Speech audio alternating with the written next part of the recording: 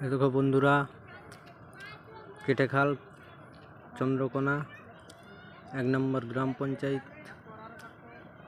কেটেখাল মানুষ জীবনের ঝুঁকি নিয়ে পেরোচ্ছে, পারাপার হচ্ছে। একটা ব্রিজ শুদ্ধ হয়নি, জীবনের ঝুঁকি নিয়ে সব যাতায়াত করছে।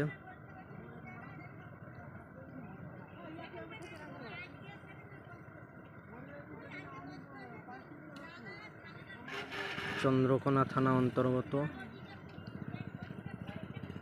কৃষ্ণপুর গ্রাম ও চৈতন্যপুরের মানুষকে পারাপার করে